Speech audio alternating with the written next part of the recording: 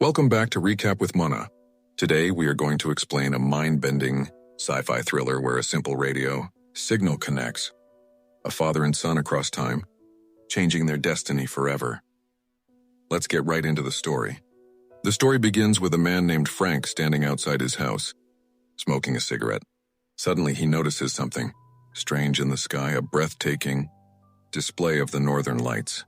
Usually these lights are only visible near the North Pole, but tonight, for some mysterious reason, they are lighting up the sky over New York City. Frank doesn't pay too much attention to it, though. He heads inside to his hobby, a large ham radio he uses to talk to strangers. But tonight is different. When he turns on the radio, he connects with a man who claims to be his son. The stranger says he is 36 years old.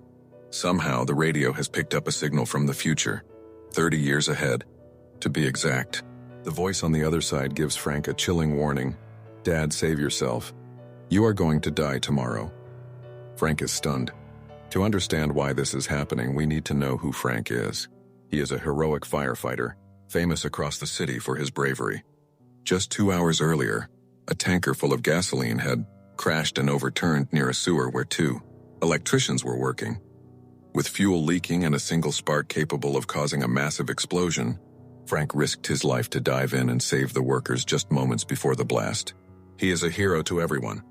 But his world revolves around 2 people, his wife Julia, a nurse, and his 6-year-old son John. The story shifts to the future, 30 years later. The same northern lights have appeared in the sky again. John is now 36 years old and works as a police detective. While he is an expert at catching criminals, his personal life is a mess. His girlfriend has left him because he never truly recovered from the trauma of his past. You see, 30 years ago, on that very night, his father Frank died. Frank had gone to put out a fire in a warehouse, but he never came out. John lost his father and his childhood happiness that day. Even now, his house is filled with Frank's memories. Old photos, baseball trophies, and that same old radio table. One evening, John's childhood friend Gordo visits with his son. While playing, the kid finds the old radio. Seeing it brings back a flood of memories for John. After they leave, John is watching TV when suddenly, the radio crackles to life. "CQ-15. CQ-15, come in. Is anyone listening?" John walks to the mic. "Hello, this is John from New York. Who is this?" The voice replies, "I thought I'd reach China or Japan, but I got a neighbor." "Say, John, if you're from New York, are you watching the big baseball game tomorrow?" John is confused. The game the man is talking about happened 30 years ago. He asks, "Are you joking? Why would I watch a 30-year-old game?" The radio goes silent for a moment. Then John hears the man talking to a child in the background, calling him Little Chief. John's heart stops. That was the nickname his father used for him. John asks, "What is your name?" The reply comes, Frank Sullivan." John turns pale. He thinks it's a cruel prank by his friend Gordo, but the man insists, "I am Frank Sullivan."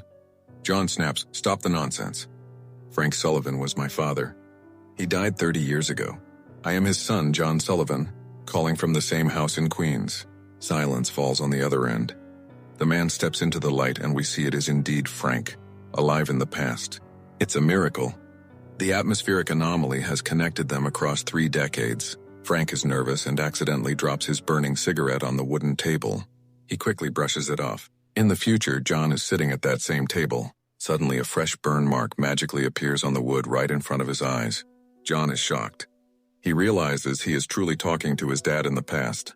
John says, "You just burned the table, didn't you?" "I can see it." Frank is terrified. He yells in, "Who are you?" "Stay away from my family." John pleads, "Dad, listen to me.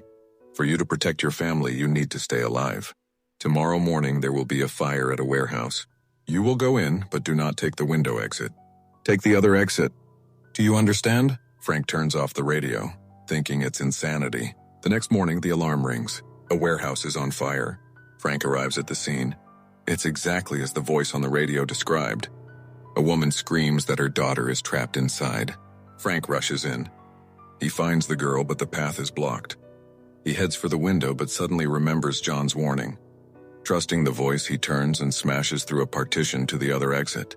Seconds later, the floor near the window collapses. If he had gone that way, he would have died. In the future, reality shifts. John is sitting at a bar with his old friend Gordo and his boss, Satch, who was Frank's friend. Suddenly, John is flooded with new memories. Memories of a life with his father. School days, playing baseball, growing up together. John drops his glass in shock. "My dad didn't die in the fire," he whispers. Gordo looks at him confused. "Yeah, we know. He died of lung cancer 10 years ago." John smiles through tears. "He saved him. But there's a catch. Frank was a chain smoker, and living longer meant he eventually died of sickness. Back in the past, Frank realizes the voice saved his life. He rushes home to the radio. John confirms, "I'm here, Chief." They talk for hours. John tells him about the future, about baseball scores, and finally pleads, "Dad, the smoking kills you. Please stop." Frank, emotional, throws his cigarettes away. Frank, overjoyed to be alive, visits his wife Julia at the hospital. Because he survived the fire, he is there to see her. While chatting, Julia notices a junior nurse giving the wrong medication to a patient. She stops him, saving the patient's life. It seems like a small moment, but it triggers a dark chain of events. In the future, John wakes up from a nightmare about a funeral. He calls his mother, but a stranger answers. He goes to work and realizes something is terribly wrong. He is investigating a cold case about a serial killer named the Nightingale, who killed 3 nurses 30 years ago. But when he looks at the file now, the list of victims has grown from 3 to 10, and the latest victim on the list is his mother, Julia. John realizes the horror. By saving his father, he altered the timeline. Frank visiting the hospital kept Julia there longer, putting her on the killer's radar. John rushes to the radio. "Dad, we changed things.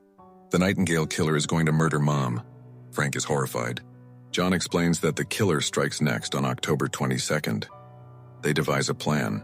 John uses the old police files to tell Frank exactly where the killer's next victim, a nurse named Carrie, will be attacked. Frank goes to the bar where Carrie is targeted. He watches the entrance. The killer, currently unknown, is watching too. Frank intervenes, saving Carrie and disrupting the murder. The future changes immediately. Carrie's file disappears from John's database. But they still don't know who the killer is. The next target is a nurse named Sissy. Frank hides in the club to catch the killer in the act. He spots the attacker and fights him, but the killer is strong. He knocks Frank unconscious, steals his wallet with his ID, and kills Sissy anyway. Now the killer has Frank's ID. He plants it at the crime scene. In the future, John sees the new reality. Frank is now a wanted suspect for the murder of Sissy. They are running out of time. John has a brilliant idea. He tells Frank, "Dad, the killer touched your wallet. Hide the wallet somewhere safe in the house where no one will touch it for 30 years. Frank hides it under a floorboard. In the future, John retrieves the dusty wallet. He runs the fingerprints. The result is shocking. The Nightingale killer is a cop. His name is Jack Shepard. In John's time, Jack is a retired, respected officer. John tells Frank, "It's Jack Shepard. Call the FBI." But before Frank can act, his friend Satch, the police chief, arrives. Because Frank's ID was found at the murder scene, Satch arrests Frank. At the station, Frank tries to explain about the radio in the future, but Satch thinks he's crazy. Then Jack Shepard, the killer cop, walks in. He tries to get close to Frank to kill him and silence him. Frank manages to steal a lighter and sets off the sprinkler system. Escaping in the chaos, Frank breaks into Jack's house to find evidence. He finds a box of trophies, jewelry taken from the murdered nurses. He takes it. Jack returns home and a brutal chase ensues. They end up fighting at the docks. In the water, Frank seemingly drowns Jack. Later, Satch arrives at Jack's house, finds the jewelry, and realizes Frank was telling the truth. Frank is cleared of all charges. Frank returns home thinking it's over. He fixes the radio and talks to John. "It's done, son. Jack is dead." But John looks at the family photo. His mother is still fading away. "No, Dad," John says. "Mom is still gone. Jack isn't dead. He's here." Suddenly, in the future, the aged Jack Shepard attacks John in his house, simultaneously. In the past, the younger Jack Shepard, who survived the drowning, breaks into the house to kill Frank and Julia. The fight happens across 2 timelines at once. In the past, Jack attacks Julia. She fights back, scratching his face. Instantly, in the future, deep scars appear on the old Jack's face. In the past, Jack pins Frank down. He is about to kill him. Frank grabs a shotgun and shoots Jack's hand off. In the future, the old Jack's hand instantly vanishes into a stump. But the future Jack is relentless. He has John cornered with a gun. Suddenly, a shot rings out in the future. Jack falls dead. Standing behind him is an old man with a shotgun. It is Frank. By shooting the handoff in the past and surviving the night, Frank lived through the cancer, having quit smoking, survived the years, and was there in the living room for 30 years waiting for this moment to save his son. The timeline is finally healed. The movie ends with a beautiful scene. A friendly baseball game is being played. Frank is there, old and happy. Julia is alive and well. John has his family back and his girlfriend is now his wife. They are all reunited, safe and sound.